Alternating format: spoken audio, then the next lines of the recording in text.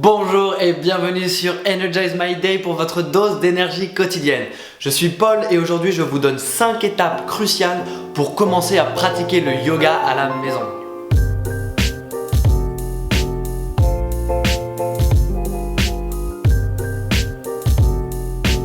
Donc la première étape, ça va être d'obtenir un tapis de yoga. C'est assez logique et c'est le seul investissement nécessaire pour pratiquer le yoga.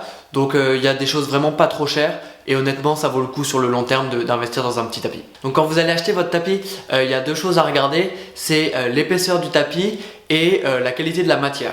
La qualité de la matière, c'est juste pour être sûr que le tapis adhère bien au sol, que ça glisse pas.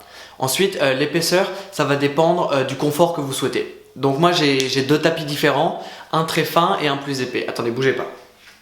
Donc j'ai un tapis très fin, donc c'est vraiment ça, c'est le moins cher. Ça va être super simple, très fin.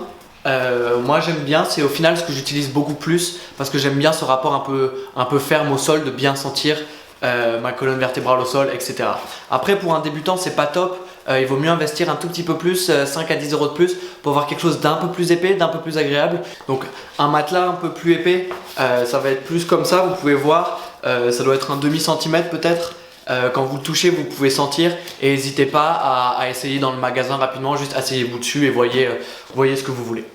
La deuxième étape, ça va être de faire de la place chez soi, d'avoir un endroit qui va être dédié à la pratique.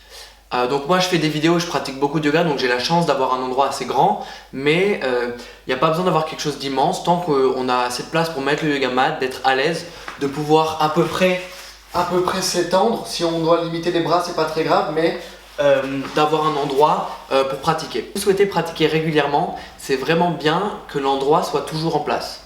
Si vous devez à chaque fois sortir votre tapis de yoga, faire de la place, pousser les meubles, vous allez peut-être pratiquer, mais ça rajoute un obstacle et littéralement pour moi, ça faisait que je pratiquais moins.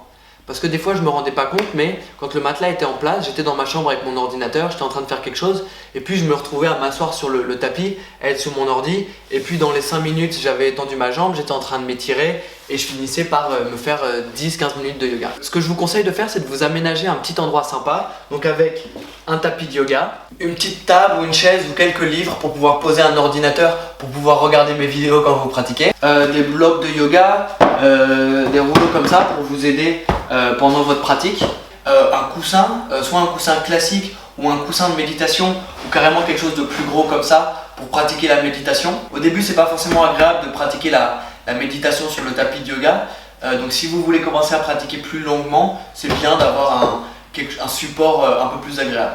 Un peu de décoration, quelque chose qui va mettre un peu des énergies positives dans votre zone de yoga. Au final, aménagez cet endroit pour qu'il vous convienne et qu'il vous soit agréable et qu'il vous donne envie de pratiquer. Et puis si vous avez simplement envie de mettre un tapis de yoga dans un coin de votre appartement et que ça vous dérange pas et que vous aimez bien, faites ça. La troisième étape, ça va être de faire de la place dans votre emploi du temps. Ça va être vraiment important de consciemment savoir et de décider quand est-ce que vous allez pratiquer. Donc déjà il faut décider combien de fois vous allez pratiquer par semaine. Donc si c'est une fois, 2 fois, 3 fois, tous les jours, du lundi au vendredi, etc. C'est à vous de décider. Et ensuite ça va être de décider combien de temps minimum vous comptez pratiquer à chaque fois. Donc peut-être que vous allez vous dire, voilà, moi je veux pratiquer 2 fois par semaine pendant une demi-heure. Peut-être que ça va être, moi je veux pratiquer du lundi au vendredi, tous les jours pendant 10 minutes. Je vous conseille, en termes de la durée de la pratique, de prendre quelque chose d'assez bas, de vous dire je vais pratiquer 10 minutes parce que ça ne vous empêche pas de pratiquer plus. Alors que si vous vous dites je vais pratiquer 25 minutes tous les soirs, peut-être que le seul fait de vous dire ça va être 25 minutes, ça va vous démotiver et ça va paraître un peu trop long et donc vous n'allez pas pratiquer. Faites quelque chose comme un calendrier ou un emploi du temps, quelque chose que vous utilisez pour vous organiser. Je vous conseille de le marquer et de vous dire voilà, moi je décide de pratiquer le yoga ou la méditation à tel moment pendant tant de temps. La quatrième étape, ça va être de se créer une vision dans le futur. Ok, pour ça on va se mettre un peu plus proche. Ok, donc j'espère que vous me voyez bien. Alors, qu'est-ce que j'entends par se créer une vision? Se créer une vision, ça va être se voir dans le futur, se mettre comme un objectif pour que la prise de l'habitude soit sur le long terme, qu'elle soit consistante, qu'elle soit profonde et puis qu'elle perdure. Parce que ce qui se passe en général, par exemple au nouvel an, on prend des bonnes résolutions et après quelques jours, quelques semaines ou peut-être quelques mois, ça s'arrête. Et ça, je pense que c'est en partie dû parce que on va pas prendre assez de temps pour créer l'environnement dont on a besoin, pour créer assez de motivation et pour se mettre un but long terme qui va nous permettre, dans les moments un peu difficiles, dans les moments où on va vouloir arrêter de mettre en place l'habitude, c'est cette vision, c'est cette motivation qui va nous permettre de continuer. Ça va être vraiment compliqué de créer une nouvelle habitude comme la pratique du yoga seulement de par notre excitation et notre volonté. Il va falloir créer quelque chose d'un peu plus profond. Donc comment on fait ça? Je pense qu'il faut se poser quelques questions. Se demander pourquoi est-ce que je compte pratiquer? Est-ce que c'est pour être plus en forme? Est-ce que c'est pour être un peu plus heureux, un peu plus joyeux? Est-ce que c'est pour avoir un corps plus sexy? En fait, se créer une vision, je pense que c'est comme donner une raison logique au cerveau de pourquoi est-ce que cette habitude est importante. Donc ça va aussi être très important de se renseigner sur les bienfaits du yoga. Pourquoi est-ce que je veux pratiquer? Qu'est-ce que ça fait sur mon corps? Qu'est-ce que ça peut faire sur le long terme? Qu'est-ce que pratiquer 10 minutes aujourd'hui, demain, après-demain vont faire pour moi sur les 10 prochaines années? Une dernière question qu'on veut se poser, c'est quel, disons, niveau j'ai envie d'atteindre? Est-ce que je veux devenir un fanatique du yoga, être capable de faire des handstands, être capable de devenir contorsionniste et en faire 2 heures par jour?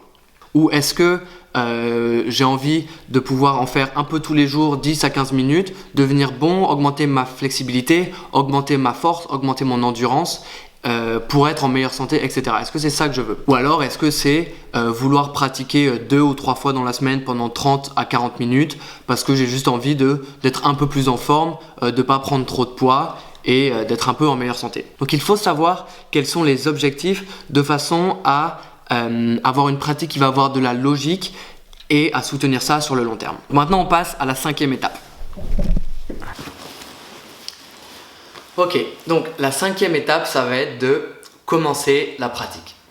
Donc pour commencer la pratique, il faut trouver bien sûr les sources de renseignements pour apprendre les postures, les gestes et les séquences. Donc vous pouvez soit trouver un prof et faire des classes, vous pouvez acheter un livre et étudier le livre, ou alors vous pouvez vous abonner à la chaîne, venir tous les jours et pratiquer avec moi sur YouTube. Donc c'est pour ça que je suis en train de développer Energize My Day, pour vous aider non seulement à commencer à pratiquer et vous donner les classes, mais aussi pour soutenir le développement de l'habitude, vous donner de la motivation, vous partager avec vous les bienfaits du yoga, vous aider peut-être à créer une certaine vision et en gros sur le long terme vous donner un support un peu émotionnel et motivant pour continuer la pratique, comprendre pourquoi ça vous fait du bien et comprendre pourquoi vous pouvez faire cet investissement chaque jour pour en bénéficier sur le long terme. Donc c'était les 5 étapes, j'espère que ça vous a plu. Si vous avez aimé la vidéo, n'hésitez pas à mettre un commentaire ou à aimer la vidéo. Vous pouvez aussi la partager avec un ami. Si vous n'êtes pas déjà abonné, n'hésitez pas à vous abonner. Vous recevrez les vidéos sur votre mur YouTube. Et puis vous pouvez aussi aller voir la page Facebook officielle Energize My Day pour recevoir sur Facebook les vidéos quotidiennes. Donc merci pour votre attention. On se retrouve très vite sur Energize My Day pour votre dose d'énergie quotidienne. Prenez soin de vous. Peace.